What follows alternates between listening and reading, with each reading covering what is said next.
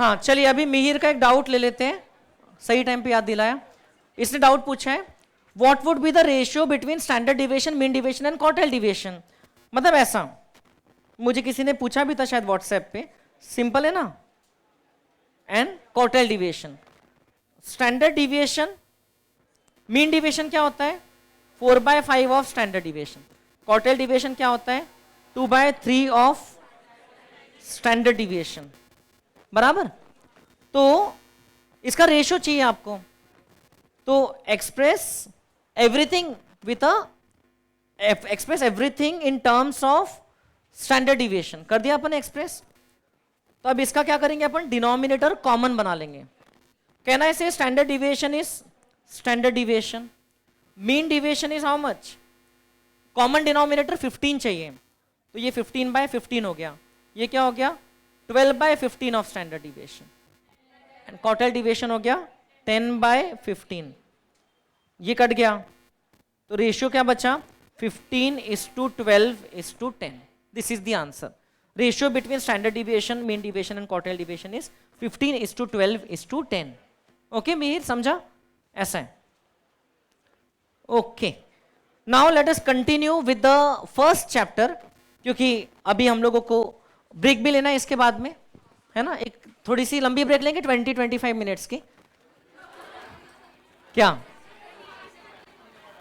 Probability का doubt है, पूछो फटाफट। अभी आप ढूंढ रहे हो, बाद में अभी ढूंढने में 5 मिनट लगा दोगे आप। टेस्ट सीरीज के मैंने बोला ना बाद में करेंगे, आखिरी में टाइम बचेगा तो सभी आपके डाउट्स लूंगा। पूरे 120 क्वेश्चन करवा लेना मेरे से, तीनों राउंड के 40-40-40, लेकिन टाइम के हिसाब से, वरना पर्सनली आना अपन कर लेंगे। ओके या बोलते होंगे तो मैं टेस्ट सीरीज पूरा सॉल्व करके अपलोड कर देता आपके लिए, है ना।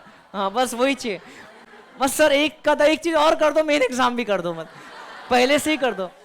आप मेरे को पेपर दे तो मैं पहले से पूरा कर देता, मुझे कोई तकलीफ नहीं है ना। एटलीस्ट 40 में से 35-36 मार्क्स तो दिलवा दूंगा आपको। आई कैन नॉट गारंटी 40, मुझे खुद को भी 40 में से 40 आएंगे कोई गारंटी नहीं है, क्योंकि इनका ही कोई गारंटी नहीं है। हाईएस्ट स्कोर और बेस्ट स्कोर पूछ लेते हैं कुछ भी करते हैं, मतलब कभी कभार, ठीक है, इट्स ओके। 100 में से 1-2 क्वेश्चन थोड़े से ट्रिकी रह सकते हैं। Now let us go to this chapter. इसके भी 6 मार्क के क्वेश्चन आ सकते हैं। फर्स्ट वाला chapter not difficult at all. इसमें आपको डेटा के बारे में दिया है, जो हम लोग एकदम स्टार्टिंग में जब क्लास स्टार्ट करते तो डिस्कस करते हैं। स्टैटिस्टिक्स के स्टेप्स क्या क्या होते हैं, डेटा कलेक्शन, फिर डेटा क्लासिफिकेशन, उसके बाद डेटा को ऑर्गेनाइज करते हैं, फिर उसके बाद में एनालिसिस करते हैं, इंटरप्रेट करते हैं। तो ये सब चीजें स्टेप्स रहते हैं। How can data be presented, textual way, tabular way और डायग्रामेटिक वे, ठीक है। अब ये सब आपको आता है। देन डेटा कलेक्शन की, चलो वही तो भूल गए अपन। ओ बेटा बातें करने आए कि इधर चिराग, मेन बैच में तो कभी नहीं है, आज क्यों बैठे हो यहाँ पर।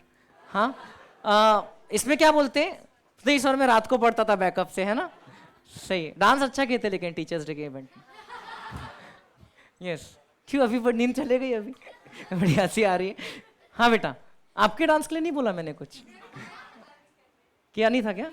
हाँ तो देखो याद भी नहीं मेरे को, ऐसा किया था आपने उसने इतना अच्छा किया था कि याद भी था। तो मेरे को अब आपकी रिस्पेक्ट में तो एक ही मेमोरी रहेगी कि मैं इतने शिद्दत से पढ़ा रहा और यहाँ क्या यशस्विनी। अच्छा, डेटा कलेक्शन के 2 तरीके होते हैं, 2 टाइप के डेटा होते हैं, प्राइमरी एंड सेकेंडरी। ये सब करना है क्या रिवाइज? हाँ कर लो। प्राइमरी डेटा कहाँ है, लिखा ही नहीं, अच्छा इतना ही।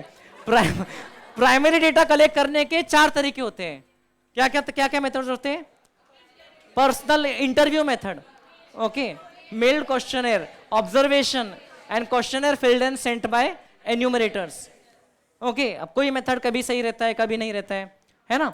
अब इसमें सबसे बेस्ट मेथड रहता है ऑब्जर्वेशन, लेकिन it is most time consuming as well as costly, ठीक है। देन आईसीआई ने क्या बोला है, रियल एक्सीडेंट हुआ तो कौन सा मेथड बेस्ट है? पर्सनल इंटरव्यू, जाके पूछो कि तुम बैठे थे क्या ट्रेन में, पटरी दिख रही थी क्या, ऐसा, ठीक है। फिर अगर नेचुरल डिजास्टर हुआ तो इनडायरेक्ट, क्योंकि नेचुरल डिजास्टर में आप दूसरे से पूछो, नहीं उल्टा है शायद, ऐसा ही है क्या? रेल, एक मिनट, शांतता बेटा, अपने पास किताब है, मेरे पास किताब है, इसमें इतना झगड़ने की जरूरत नहीं है। चैप्टर ठीक है। नंबर 1 किसमें? रेलवे एक्सीडेंट में इनडायरेक्ट है ना? हाँ, देखो रेल में इनडायरेक्ट है और नेचुरल डिजास्टर में डायरेक्ट है। हाँ, मतलब पूछते कि तुमको अर्थक्वेक महसूस हुआ क्या, ऐसा जमीन खिसक गई क्या पैरों तले, तो दैट इज डायरेक्ट इंटरव्यू। और रेलवे में तुमने देखा था क्या ट्रेन को डिरेल होते हुए, तो इनडायरेक्ट इंटरव्यू है ना। दोनों चीज का लॉजिक बैठा सकते हैं, बैठाने को तो उसमें क्या है, आप लोगों के लिए बात है क्या? तो हाँ बेटा इधर आ जाओ, अपने को बहुत फास्ट करना है, ये चीज में टाइम वेस्ट नहीं करना है। डेटा क्लासिफिकेशन के 4 ब्रॉड तरीके होते हैं, क्वांटिटेटिव, क्वालिटेटिव। क्वांटिटेटिव को कार्डिनल बोलते हैं, मतलब based on numbers. Okay, qualitative को ऑर्डिनल बोलते हैं, बेस्ड ऑन एट्रीब्यूट्स और क्वालिटीज। अब उसके अलावा time series based and geographical based, उसके भी अलग अलग नाम है, बराबर। अगर मैंने टाइम वाइज डेटा को अरेंज कर दिया तो टेम्पोरल हो गया, अगर मैंने स्पेस वाइज किया तो ज्योग्राफिकल हो गया या स्पेशियल हो गया, अगर मैंने वैल्यू वाइज किया मार्क्स वाइज 1 to 10, 10 to 20 ऐसा, तो वो क्वांटिटेटिव हो गया। क्वांटिटेटिव के अंदर में 2 टाइप के वेरिएबल्स होते हैं, discrete variable and continuous variable. Continuous variable is variable which can take any value in between the given extremes, and discrete variable will only jump from one value to other, such as number of questions in this book, number of students in the class. It cannot be कि the class में 78.53 बच्चे बैठे हैं, है ना, but then it can be कि आपका average marks 78.53 है। I will be very happy अगर वो average आता है तो, है ना, 78.53। then diagrammatic में हम लोग ने देखा था line diagram which is used for time series data, normally उसको हिस्टोरीग्राम भी बोलते हैं। बार डायग्राम, उसमें भी हम लोग ने अलग अलग टाइप के बार डायग्राम देखा था, आपकी बुक में है ना, सिंपल, मल्टीपल, जिसको ग्रुप टू बोलते हैं, सब डिवाइडेड, परसेंटेज। पाई डायग्राम, पाई डायग्राम आपको इस पे बेस्ड भी क्वेश्चन आएगा, कंपोनेंट एनालिसिस के लिए रहता है ना, कि ओवरऑल टोटल का कितना प्रोपोर्शन कौन सा एलिमेंट ले रहा है, तो 360 डिग्री के अंदर में हम लोग उसको काउंट करते हैं, component value upon total value into 360 degree, समझते हैं? Then tabulation is the best way of representation, especially for further statistical analysis. Tabulation is also the basis for diagrammatic representation. ये सब पढ़े हम लोगों ने। Then ये इसकी बात हो गई हमारी। Then अगर हम लोग डेटा को सीरीज में अरेंज करते हैं तो it can be either a discrete series जहां पर x की स्पेसिफिक वैल्यूज है 1, 2, 5, 8, 10, डिस्क्रीट हो गया, उसकी फ्रीक्वेंसीज लिख दिया, और it can be a continuous series जहां पर प्रॉपर क्लासेस बनी हुई है, उसके अंदर में भी the classes can be either disjoint और दे कैन बी जॉइंट। अभी बात हुई थी स्टार्टिंग में सुबह सुबह, है ना, अगर 1 to 10, 11 to 20 है तो इसको बोलते हैं हम लोग इंक्लूसिव, क्योंकि इसमें जो अपर क्लास लिमिट की वैल्यू है वो उस क्लास में इंक्लूड होती है, और अगर हम लोग ने इसको कन्वर्ट किया तो ये हो जाता है 0.5 to 10.5, 10.5 to 20.5, ये हो जाता है एक्सक्लूसिव, क्योंकि इसमें अपर क्लास बाउंड्री वाली वैल्यू को उस क्लास में एक्सक्लूड कर देते हैं, अगली क्लास में इंक्लूड करते हैं, तो ऐसा था। उसके बाद में क्लास इंटरवल का साइज कैसे निकालते हैं हम लोग, it is basically difference between UCB minus LCB, जो करेक्ट साइज रहता है, राइट। देन एक दो टर्म्स हमने देखे थे, रिलेटिव फ्रीक्वेंसी उस क्लास की क्या होती है, class frequency upon total, that's it. Percentage frequency is this value into 100, class frequency upon total into 100. Frequency density is frequency upon size of class interval. Frequency density, frequency upon size of class interval. Frequency density कहां पर काम आती है, specially histogram में, अगर class की size unequal है तो, rather than frequency we would prefer frequency density on the y axis, बराबर है। तो हिस्टोग्राम अनइक्वल क्लासेस रही तो भी हम लोग बना सकते हैं स्लाइट एडजस्टमेंट करके। अब ये मेन आपका इसका था जो फ्रीक्वेंसी डिस्ट्रीब्यूशन बनाते थे, उसमें क्लास मार्क ना आपका एक टर्म था, means the mid value of the class.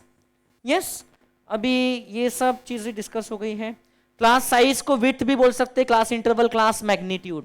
Open and series समझता है जिसमें लोएस्ट क्लास की लोअर क्लास बाउंड्री नहीं पता, या हाईएस्ट क्लास की अपर क्लास बाउंड्री नहीं पता, या दोनों नहीं पता, ये सब डिस्कस हो गया है। Then there are this few diagrams जो हम लोग ने देखा था। एक डायग्राम कौन सा था, हिस्टोग्राम, जो एरिया डायग्राम होता है, जिसमें एरिया आपको बताती है area is proportionate to the frequency. Histogram में area corresponds to the frequency, ठीक है।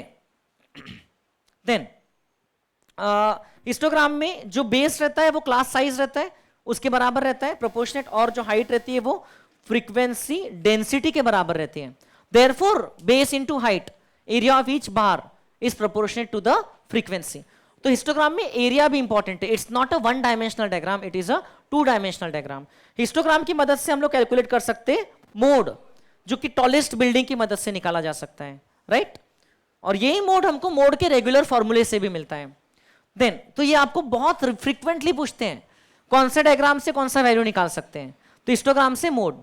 अब हिस्टोग्राम की बिल्डिंग्स में अगर हर एक बिल्डिंग के टॉप के पॉइंट्स को कनेक्ट कर दिया तो हमको क्या मिल जाता है, फ्रीक्वेंसी पॉलीगॉन, जो कि डायरेक्टली भी बन सकता है, with the help of histogram भी बन सकता है। फ्रीक्वेंसी पॉलीगॉन के पॉइंट्स का एक्स कोऑर्डिनेट होता है क्लास मार्क और वाई कोऑर्डिनेट होता है फ्रीक्वेंसी डेंसिटी, बराबर है। उसके बाद में हम लोग ने क्या देखा था, ओजाइव क्यूमुलेटिव फ्रीक्वेंसी डिस्ट्रीब्यूशन बनता है, जिसमें हम लोग less than type more than type दोनों बना सकते हैं। तो क्लास बाउंड्री के पहले टोटल फ्रीक्वेंसीज कितनी आई वो लिखते हैं, या उसके बाद कितनी आई वो लिखते हैं, समझते हैं आपको। अब क्वेश्चंस में आएगा less than type cumulative frequency मतलब उस वैल्यू से कम टोटल वैल्यूज कितनी है, मोर देन टाइप मतलब उस वैल्यू से ज्यादा टोटल कितनी। किसी भी पॉइंट का less than cumulative frequency plus more than cumulative frequency is equal to total frequency. जैसे मैंने अगर 60 का एक पॉइंट रखा तो 60 से ज्यादा मार्क्स लाने वाले बच्चे और 60 या 60 से कम मार्क्स लाने वाले बच्चे, तो टोटल बच्चे कवर होगा ना उसमें, वैसा। तो क्यूमुलेटिव फ्रीक्वेंसी का पहले तो डिस्ट्रीब्यूशन बनता है, और उसमें भी अगर सिर्फ क्यूमुलेटिव फ्रीक्वेंसी वर्ड बोला तो we refer to less than type only, अगर सिर्फ ऐसा बोला स्पेसिफाई नहीं किया तो। Otherwise cumulative frequencies are of two types, समझ रहे हैं क्या।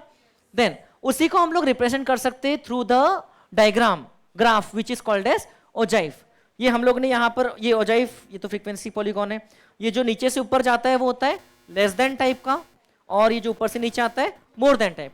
रीजन इज वेरी सिंपल, क्योंकि जैसे जैसे वैल्यू बढ़ती जाएगी बाउंड्री की तो ज्यादा से ज्यादा वैल्यू उसके अंदर कवर हो जाएगी, so it will go on increasing और ऐसे में it will go on decreasing, एक मिरर इमेज टाइप का बन जाता है। ये दोनों जहां पर इंटरसेक्ट होते हैं उस पॉइंट का एक्स कोऑर्डिनेट होता है मीडियन, या हम लोग सिर्फ लेस देन टाइप की मदद से भी मीडियन, क्वार्टाइल्स, डेसाइल्स वगैरह निकाल सकते हैं।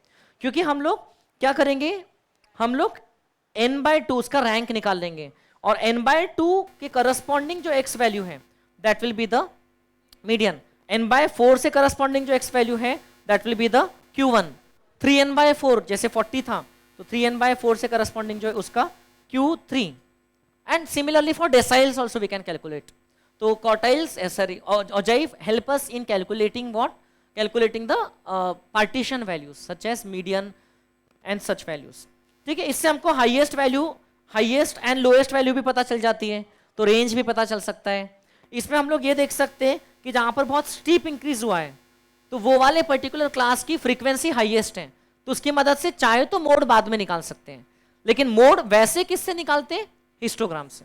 लेकिन इसकी मदद से मीन निकालना बहुत मुश्किल है, इसकी मदद से it's difficult to calculate mean, क्योंकि इसमें आपको मीन के लिए क्या लगेगा, मिड वैल्यू और ये फ्रीक्वेंसी कितनी बड़ी, मिड वैल्यू और फ्रीक्वेंसी, तो मतलब इसको कन्वर्ट करना पड़ेगा टेबुलर फॉर्म में, फिर कैलकुलेट होगा मीन।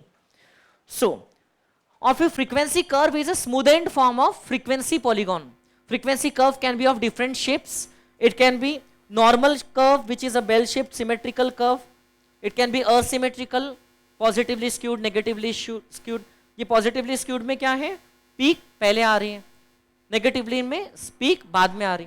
पॉजिटिव को हम लोग स्क्यूड टुवर्ड्स द राइट बोलते हैं, समझ रहे क्या। देन जे शेप्ड कर्व जिसमें ऐसा इंक्रीज हो रहा है, इसको पॉजिटिव जे शेप बोलेंगे, सॉरी इसको पॉजिटिव जे शेप बोलेंगे ये, और इसको नेगेटिव जे शेप्ड बोलेंगे, क्योंकि जिसमें पीक बाद में आ रही है वो नेगेटिव है ना, तो इसको इन्वर्टेड जे शेप्ड बोलेंगे और इसको पॉजिटिव जे शेप बोलेंगे। जे का डायग्राम मत देखना, जे किसमें सही दिख रहा है, जे जिसमें सही दिख रहा है वो तो नेगेटिव हो गया, वो इन्वर्टेड है, और जे जिसमें उल्टा दिख रहा है वो पॉजिटिव है। पॉजिटिव वो होता है जब पीक पहले आती है तो पॉजिटिव है, ठीक है। देन यू शेप्ड कर्व और वी शेप्ड कर्व है ना, ऐसा मिक्स्ड कर्व के बारे में कुछ बोलने की जरूरत ही नहीं है ना। एग्जाम के दिन आप लोगों का जो मूड रहता है, बहुत एक्साइटेड रहते हैं, बहुत नर्वस हो जाते हैं, एक्साइटेड रहते हैं, नर्वस हो जाते हैं। ओके, तो ये बेसिक चीजें हैं। और कुछ अगर छूटा है तो आप भी याद दिला सकते हो, या करते करते भी कुछ आ जाएगा। Anything important you think is remaining? Statistics जो वर्ड है, statistics word can be used in singular sense as well as plural sense. Plural sense, singular मतलब कि it's a field of study, subject है ना। आई एम टीचिंग स्टैटिस्टिक्स, तो मैं 4 चीजें नहीं पढ़ा रहा हूं, I am only teaching 1 subject of statistics and I have collected statistics of your class, मतलब data of your class. Data के सेंस में वो प्लूरल है, ठीक है। और बताइए, डेटा अपने आप में प्लूरल वर्ड होता है, डेटम सिंगुलर होता है। चलो ठीक है, बीसीके की क्लास अलग से होने वाली है ना। Next, histogram is used for presentation of which type of series? Continuous frequency series. कितने क्वेश्चन है बेटा? इसके तो सभी क्वेश्चन बहुत छोटे छोटे रहने वाले हैं, तो ये क्वेश्चन अपन आराम से, कितने, आधा घंटा कौन बोला? मैं तो 12 मिनट 13 मिनट सोच रहा था। चलो ठीक है, जब भी होगा कर लेंगे ना। शुरू करो। Graphical representative of cumulative frequency, बहुत रिपीटेडली आस्क्ड क्वेश्चन है। हो जाए, इन हाउ मेनी केसेस 4 और मोर एक्सीडेंट अकर? ये ले बेटा, ऐड कर दो इसको, 78। पहले ही कर लिया था क्या कुछ लोगों ने जब नोट्स हाथ में आए थे तब? गुड। अभी बीच में कभी? Difference between upper limit and lower limit is known as class interval. Dash series is continuous, open ended series, exclusive series बेटा, एक्सक्लूसिव सीरीज इज कंटिन्यूअस, है ना। 0 to 10, 10 to 20 कंटिन्यूअस है, चिपकी हुई है, तो उसको ठीक कर लो फिर, है ना, क्योंकि क्लोज एंडेड सीरीज भी तो हो सकती है। तो पीछे जो दिया है वो एकदम क्या होगा? ऑप्शन बी है कि सी है? वो बी है ना।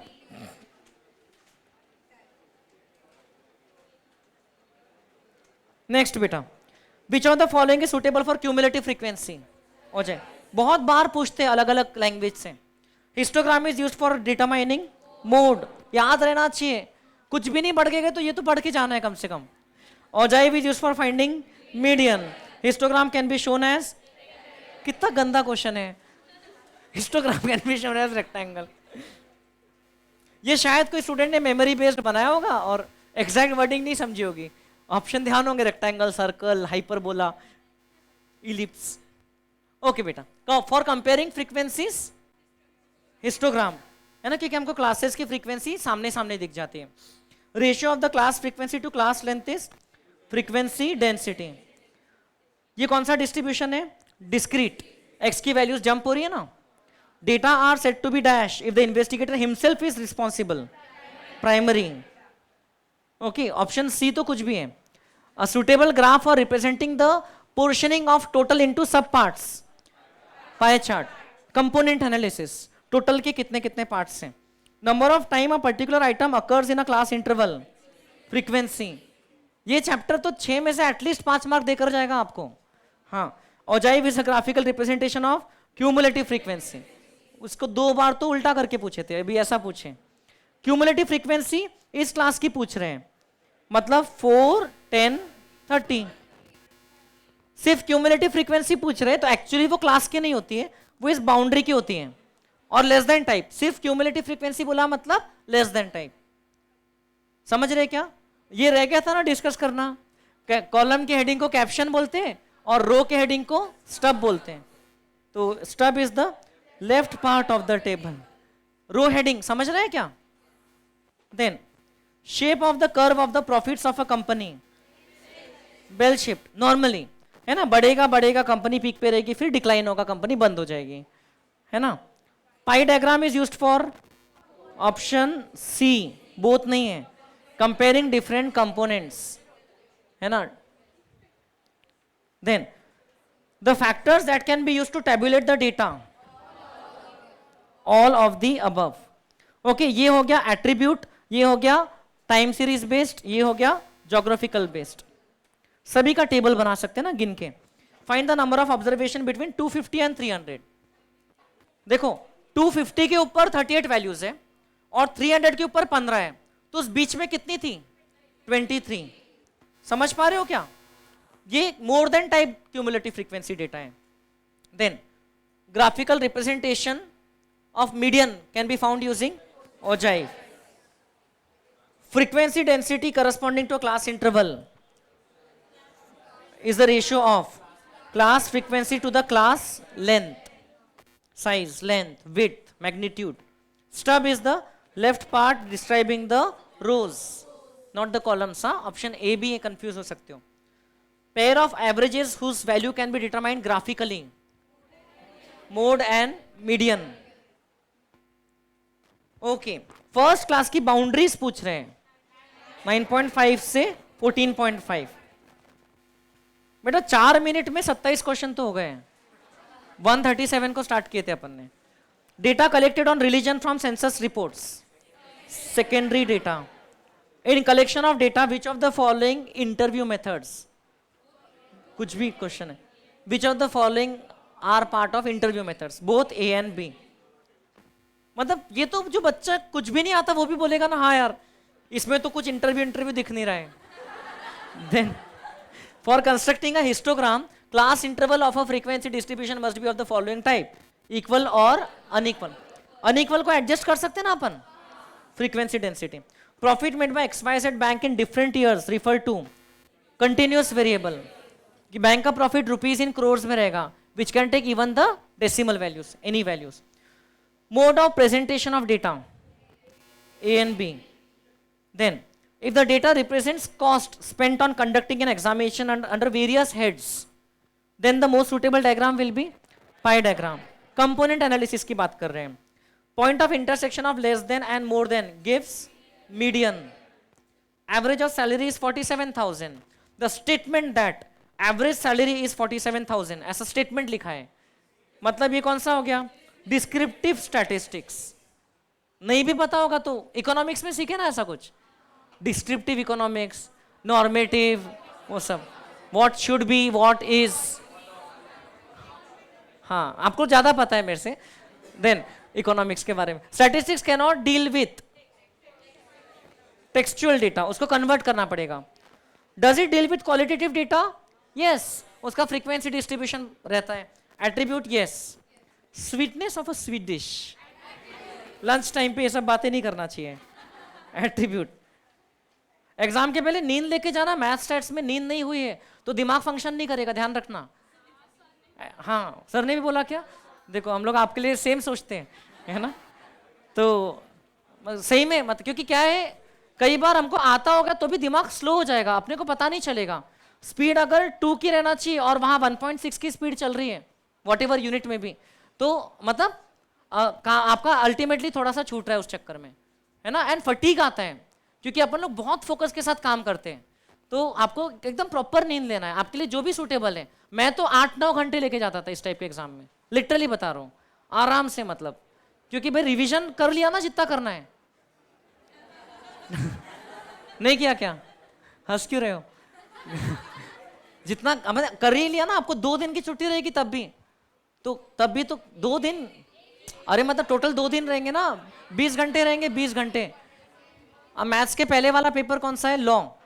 लॉ देकर के आओगे, उस दिन 4 घंटे पढ़ सकते हैं, अगले दिन 12 घंटे पढ़ सकते हैं, तीसरे दिन एटलीस्ट 4 घंटे सुबह पढ़ सकते हैं, आराम से 8-9 घंटे सोए तो भी 20 घंटे बहुत होते हैं पढ़ने को, है ना? चैप्टर वाइज फॉर्मूले ही तो पलटाना है और जो इंपॉर्टेंट क्वेश्चन से कुछ याद करने की चीज है उसको देखना है।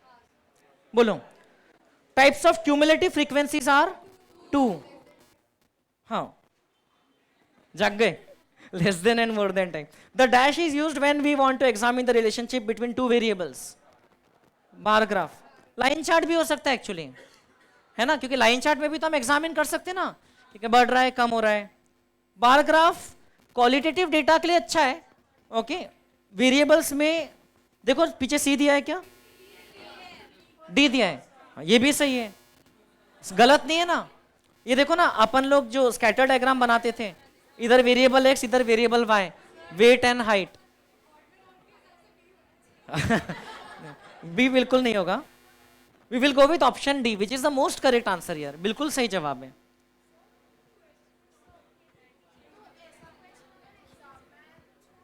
नहीं छोड़ो मत, क्यों छोड़ रहे?